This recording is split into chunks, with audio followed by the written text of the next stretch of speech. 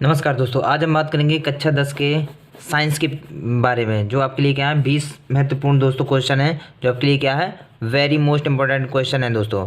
कितने 20 जो हैं बहुत ज़्यादा ही महत्वपूर्ण क्वेश्चन है जो दोस्तों मैं आपके लिए ले आया हूँ, जो क्या है आपको सबसे ज़्यादा पूछे जाएंगे।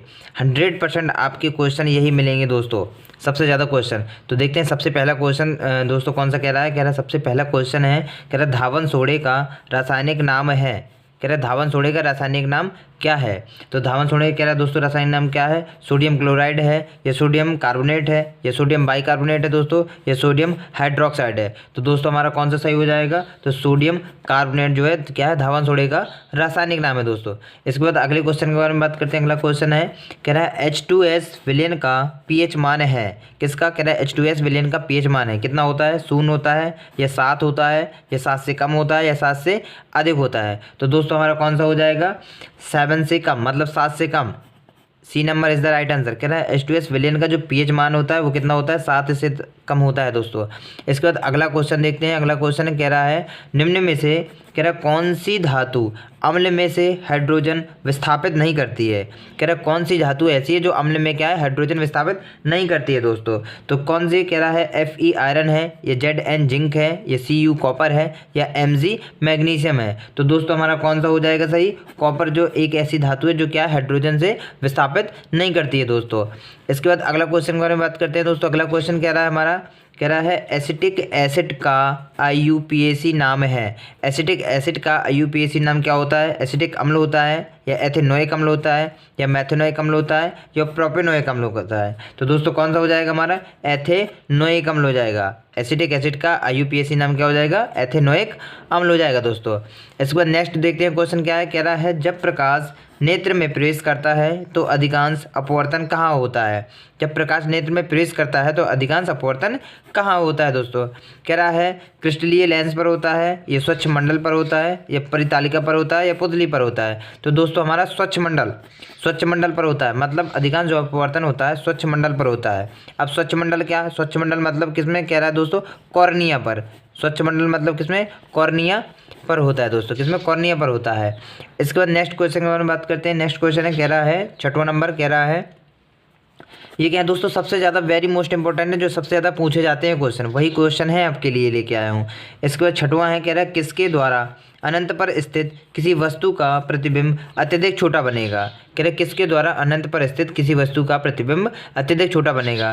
कह रहे केवल अवतल दर्पण, या फिर कह रहा है केवल उत्तल दर्पण, ये कह रहा है केवल उत्तल लेंस, या अवतल दर्पण, अवतल लेंस तथा उत्तल लेंस।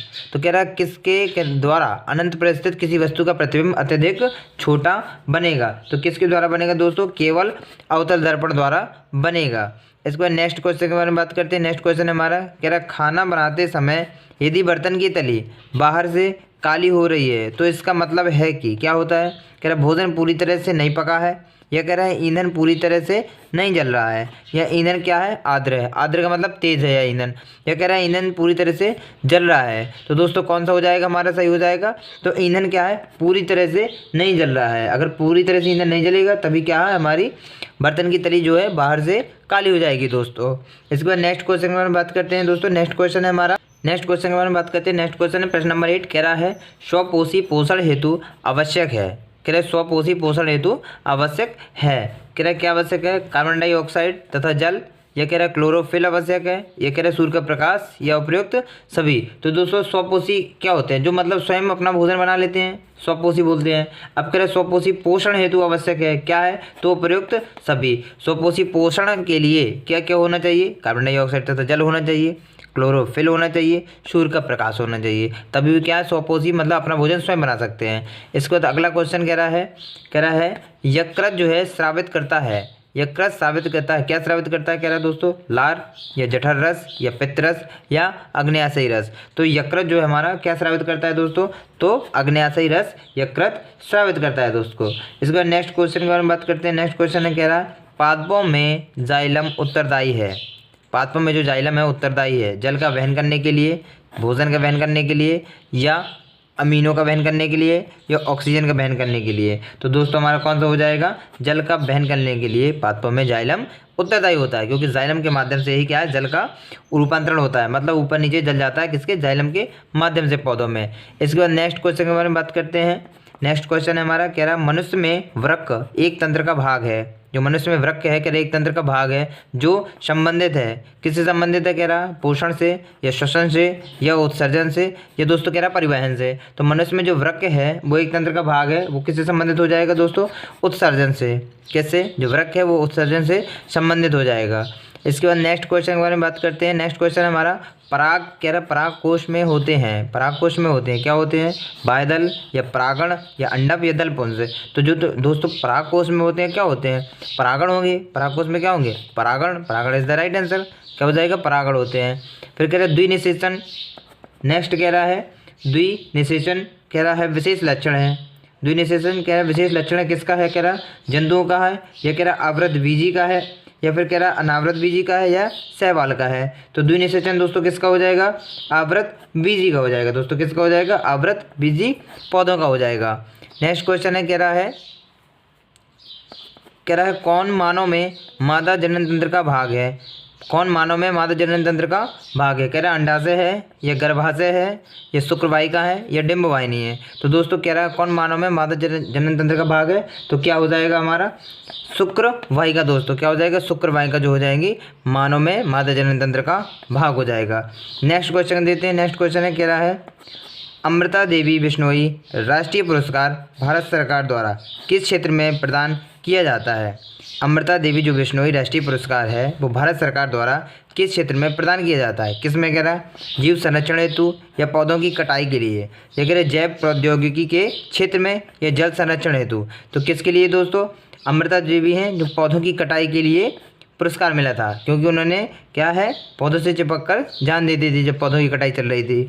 नेक्स्ट क्वेश्चन देखते हैं। नेक्स्ट क्वेश्चन है दोस्तों, कह रहा है आनुवांशिकता के प्रयोग के लिए मेंडल ने निम्नलिखित में से कौन से पौधों का उपयोग किया है। मेंडल ने कह रहा कौन से पौधों पर उपयोग किया है, कह रहा पपीता पर, कह रहा है या कह रहा आलू पर, या कह रहा मटर पर या अंगूर पर। तो दोस्तों मेंडल ने जो हमारा किया है किस पे, मटर के पौधे पे सबसे ज़्यादा अनुप्रयोग किया था, प्रयोग किया था, मतलब किसके, मटर के पौधों पर दोस्तों।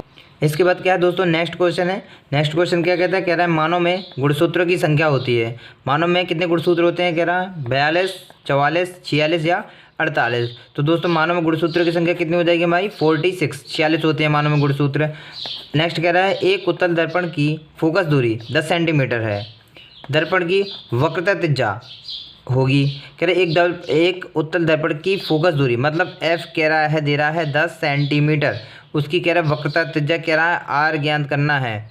तो दोस्तों क्या हो जाएगा, एफ बराबर हमारा होता है R/2 होता है।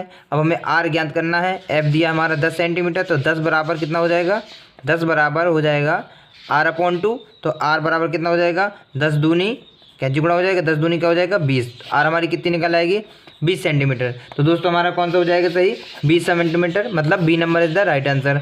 इसके बाद नेक्स्ट देखते हैं। नेक्स्ट क्वेश्चन क्या है, कह रहा है निम्न में दिए गए माध्यमों में प्रकाश की चाल न्यूनतम होती है।